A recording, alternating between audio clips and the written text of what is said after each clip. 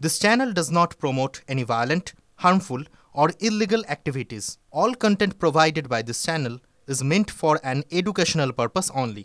এবার একটি অন্যান্য খবরের দিকে নজর রাখা যাক। আসফাকুল্লাহ নাইয়ার পর এবার রাজ্য মেডিকেল কাউন্সিলের নজরে কিঞ্জল নন্দ। তিলোত্তমার জন্য বিচার চেয়ে আন্দোলন করেছি, স্বাস্থ্য দপ্তরের সাফাইয়ের দাবি করেছি, সেজন্যই এই ধরনের আক্রমণ। TV9 বাংলায় বিস্ফোরক কিঞ্জল। যে সন্দীপ ঘোষ ও তার ছত্রছায়ায় বেড়ে ওঠা পড়ুয়াদের বিরুদ্ধে এত অভিযোগ রয়েছে, তাদের বিরুদ্ধে প্রশাসন কি ব্যবস্থা নিচ্ছে, পাল্টা প্রশ্ন করলেন কিঞ্জল নন্দ। আমরা যে আন্দোলন করেছি, যে ন্যায় বিচারের দাবিতে আন্দোলন করেছি এবং স্বাস্থ্য ব্যবস্থাকে পুনর্গঠিত করার জন্য, সাফাই করার জন্য যে দাবিগুলো রেখেছিলাম এবং যে বিষয়ে আন্দোলন করেছি, সেগুলোতে আমরা খুব আশাই করেছিলাম, এটা আমাদের প্রত্যাশাই ছিল যে এই ধরনের আক্রমণ খুব স্বাভাবিক। আসফাকের ওপর হয়েছে, এখন আমার ওপর হচ্ছে, পরবর্তীকালে আরও কারোর ওপরও হবে। আমি নিয়ম বহির্ভূত কোনো কাজ করিনি। আফটার ডিউটি আওয়ার্স আমি কি করব না করব সেটা সম্পূর্ণ আমার ব্যক্তিগত ব্যাপার। আমি সেটাকে প্রচার করে আমার ডাক্তারি জায়গায় বাড়তি কোনো সুবিধে নেওয়া বা বলুন প্রাইভেট প্র্যাকটিস করা বা পেশেন্ট আনা, এই কোনো কিছু করিনি, কারণ আমি প্রাইভেট প্র্যাকটিস করিই না। আমি অভিনয় জগতে বহুকাল ধরে আছি, থিয়েটার করি অনেক আগে থেকে, ডাক্তারিতে চান্স পাওয়ার আগে থেকে থিয়েটার করি, সিনেমা করি এই আরজি করে আসার আগে থেকে। এখন বিষয়টা যেটা হচ্ছে যে কর্তৃপক্ষকে জানতে চেয়েছে, তারা নিশ্চয়ই জানাবেন। এটুকু আমি বলতে পারি, আমি নিয়ম বহির্ভূত কোনো কাজ করিনি। যে সন্দীপ ঘোষ, যার নামে এত আর্থিক দুর্নীতির অভিযোগ, বা যিনি অধ্যক্ষ থাকাকালীন আরজিকর মেডিকেল কলেজে এইরকম একটি ভয়াবহ ঘটনা, অন ডিউটি অবস্থায় একজন ডাক্তারের সাথে এই ঘটনা ঘটে যাওয়ায় দায়িত্বটা কার? অধ্যক্ষ এবং পারতপক্ষে স্বাস্থ্য ব্যবস্থার। এই দায়টা তো সবাই এড়িয়ে গেছে। একটা সন্দীপ ঘোষ, যার নামে এরকম ভুরি ভুরি অভিযোগ, এবং তার যারা ছত্রছায়ায় বেড়ে উঠেছিলেন যে সমস্ত ছাত্রছাত্রীরা, তাদের বিরুদ্ধে, তাদের এগেনস্টে মেডিকেল কাউন্সিল কি করেছে, এবং যে দুজনের নামে আমাদের অভিযোগ স্বাস্থ্য দপ্তরকেও জানিয়েছি, তাদের এগেনস্ট, তাদেরও তো মেম্বার আবার মেডিকেল কাউন্সিলের, তাদের এগেনস্টে কি করেছে। তবে কিঞ্জল নন্দ এই মুহূর্তে রাজ্য মেডিকেল কাউন্সিলের নজরে কেন? কিঞ্জলের কাছ থেকে কি প্রশ্ন জানতে চায় রাজ্য মেডিকেল কাউন্সিল? সিনেমা এবং বিজ্ঞাপনে অভিনয়ের জন্য আরজিকর মেডিকেল কলেজ কর্তৃপক্ষের থেকে তিনি অনুমতি নিয়েছিলেন। আরজিকর মেডিকেল কলেজ কর্তৃপক্ষকে চিঠি দিয়ে জানতে চেয়েছে এই রাজ্য মেডিকেল কাউন্সিল, পিজিটি কিঞ্জল নন্দের হাজিরা 80% রয়েছে কিনা, পিজিটি হিসেবে সরকার থেকে কত স্টাইপেন্ড সে পায়, এর আগে স্বতঃপ্রণোদিতভাবে তা জানতে চেয়ে চিঠি দেয় রাজ্য মেডিকেল কাউন্সিল। আর এই ইস্যুতে এখন রাজ্য রাজনীতি সরগরম। আরে জুনিয়র ডক্টরদের কমপ্লেন আমরা কেন বলবো? রাজনীতির বিষয় নয়।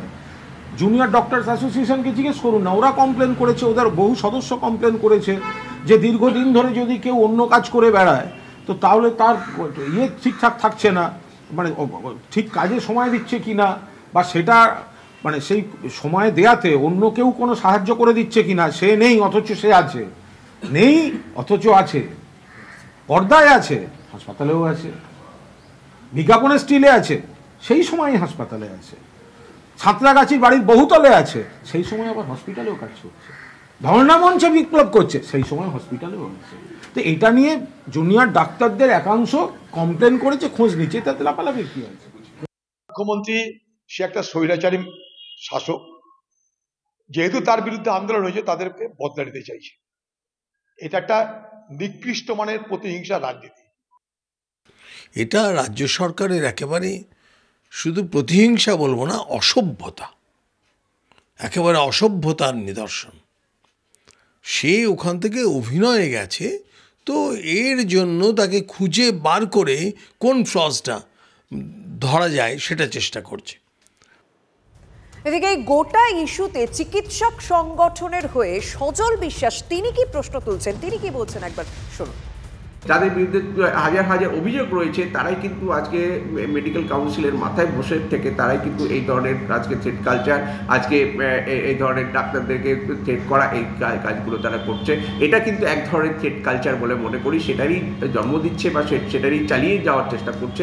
আমরা এর তীব্র প্রতিবাদ জানাচ্ছি সার্ভিস ডক্টর ফোরামের পক্ষ থেকে, সমস্ত চিকিৎসক সমাজকে আহ্বান জানাচ্ছি, এই যে থ্রেট কালচার মেডিকেল কাউন্সিল করছে তার বিরুদ্ধে রুখে দাঁড়ান এবং প্রতিবাদে সোচ্চার হন, এবং যতক্ষণ পর্যন্ত মতো না অভয় আন্দোলন, অভয়ের ন্যায় বিচার হচ্ছে, এই আন্দোলনকে আরো তীব্র থেকে তীব্রতর করব।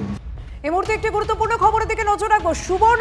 চিকিৎসক সুবর্ণ গোস্বামী, চিকিৎসক উৎপল বন্দ্যোপাধ্যায় এবং মানস কুমটার বিরুদ্ধে এবার অভিযোগ দায়ের।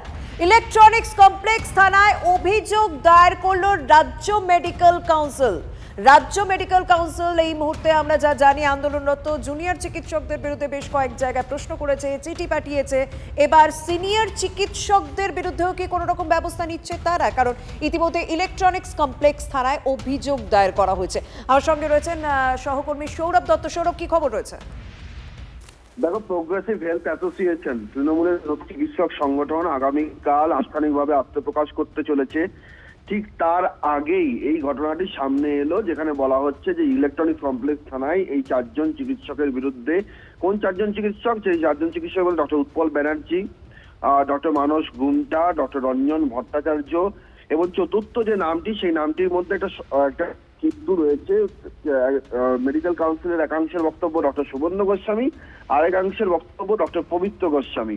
আর সেই 4 জনের মধ্যে সেই 4 জনের বিরুদ্ধে যে অভিযোগ পাঠানো হয়েছে, তার কারণটা কি না, তাদের বক্তব্য হচ্ছে যে সাম্প্রতিক মেডিকেল কাউন্সিলের অফিসের বাইরে একাধিকবার বিক্ষোভ সংগঠিত হয়েছে এবং সেই বিক্ষোভগুলির সময় এনারাই নেতৃত্ব দিয়েছিলেন সেই সকল বিক্ষোভগুলিতে, এবং সেই কারণে সরকারি ওয়েস্ট বেঙ্গল মেডিকেল কাউন্সিলের যে কাজ, সেই কাজে বাধাপ্রাপ্ত হচ্ছে। সেই জন্য তারা পুলিশ প্রশাসনের দ্বারস্থ হয়েছেন। এর মধ্যে যে প্রশ্নগুলো উঠে আসছে, প্রথমত এনারা সকলেই সরকারি চিকিৎসক, সুবর্ণ গোস্বামী হোক, পবিত্র গোস্বামী হোক, রঞ্জন ভট্টাচার্য হোক, মানস গুমটা হোক, উৎপল বন্দ্যোপাধ্যায়। সরকারি চিকিৎসকেরা তারা যে বিক্ষোভটা সংগঠিত করেছিলেন, তাদের বক্তব্য ছিল তারা পুলিশের অনুমতি নিয়েই সেখানে বিক্ষোভ সংগঠিত করতে গিয়েছিলেন। এমনটা নয় যে তারা পুলিশকে না জানিয়ে কিছু কাজ করেছে। তাহলে পুলিশ প্রশাসনের কাছে এই অভিযোগ জানানো হলো কেন? সরকারি চিকিৎসকদের কাছে স্বাস্থ্য প্রশাসনে কেন জানানো হলো না? ওয়েস্ট বেঙ্গল মেডিকেল কাউন্সিল স্বাস্থ্য দপ্তরেরই একটি স্বাধীন প্রতিষ্ঠান, কিন্তু স্বাস্থ্য দপ্তরের তত্ত্বাবধানে পরিচালিত প্রতিষ্ঠান। ফলে এই সমস্ত বিষয়টা মিলে ঠিক তৃণমূলের চিকিৎসক সংগঠন আত্মপ্রকাশের আগের দিন এই খবরটা প্রকাশ্যে আসা, একদম অর্থাৎ পদক্ষেপ নিয়ে কোথাও একটা প্রশ্ন উঠছে। অনেক ধন্যবাদ। টিভি9 বাংলায় স্বাগত, আপনাদের সঙ্গে রয়েছি। সবার প্রথমেই আমরা নজর রাখবো মালদার দিকে। চিকিৎসায় গাফিলতির অভিযোগ উঠছে এবং রতুয়ার শামসি হাসপাতালে তুমুল বিক্ষোভ। অভিযোগ, শামসির এক যুবককে অজ্ঞান অবস্থায় হাসপাতালে নিয়ে গেলে তার ঠিকঠাক চিকিৎসা না করেই মৃত ঘোষণা করে দেওয়া হয়। সঙ্গে রয়েছেন সহকর্মী সুব্রত। চিকিৎসা না করে মৃত ঘোষণা করে দেওয়া, এ তো সাংঘাতিক অভিযোগ উঠছে। তবে হাসপাতাল কর্তৃপক্ষের কি বক্তব্য? দেখো, হাসপাতাল কর্তৃপক্ষ এই নিয়ে কোনো মন্তব্য করতে চায়নি। আমরা যখন জিজ্ঞাসা করি তখন এই নিয়ে তারা বলছেন যে পুরো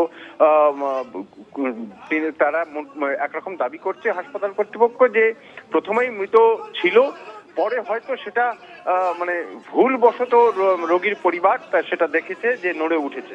ঘটনা এটাই যে এক যুবককে প্রথমে নিয়ে আসা হয় হাসপাতালে, প্রায় সে অজ্ঞান ছিল, অচৈতন্য ছিল।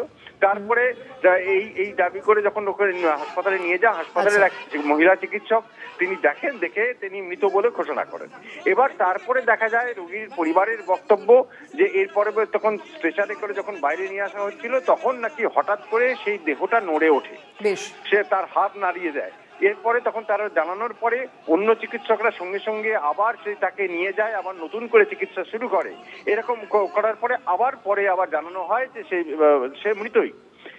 এই নিয়ে তাদের বক্তব্য যে যেহেতু প্রথমেই তুমুল বিক্ষোভ। অনেক ধন্যবাদ সুব্রত।